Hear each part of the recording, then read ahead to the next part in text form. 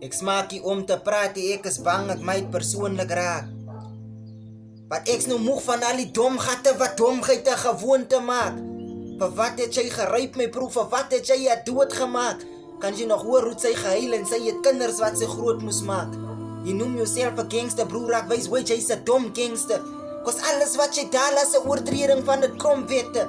Gang stand for unity en ons defend alles wat ons in is. Jy verdala jou community en try by all means om in die tronk te is. En onskuldig is onder die grond te sit. Evens real gangsters wil hê dat hulle kinders moet gangsters is. Kos as 'n gangster jy bewus dat jy gaan nooit ooit in vrede rus. I'm sure jy ken 'n OG, gaan vra vir hom van toe hy jong was. My lady luister gou, hy is spyt omdat hy dom was. Ek met 'n lady by die groove, ek kon hom lees dat hy vat kanse. Wil met 'n Chila hier kom move wat ons is al twee Franse. In fact, ek is skerper, ek verstaan en ken hy lewe. Hy hou vir hom net sterker, hy's 'n wannabe 'n 7.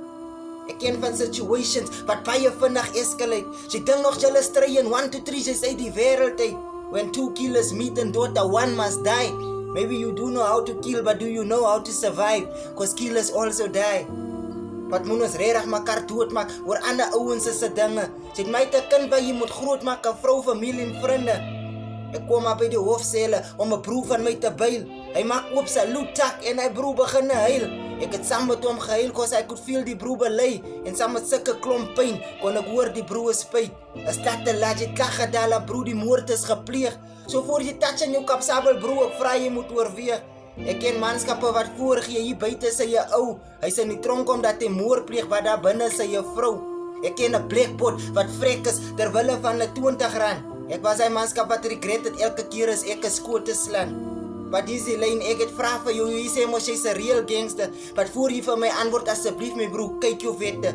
Waar in jou wette is jy geregtig om te ryp my broer? Waar in jou wet mag jy jou tannie so laat heel my broer? Waar in jou wet kan jy jouself in drugs versyp my broer? En waar in jou wet kan jy net daal as jy kyk my broer? I'm sure jy kan nie answer nie, cause die is alles checkmate moves.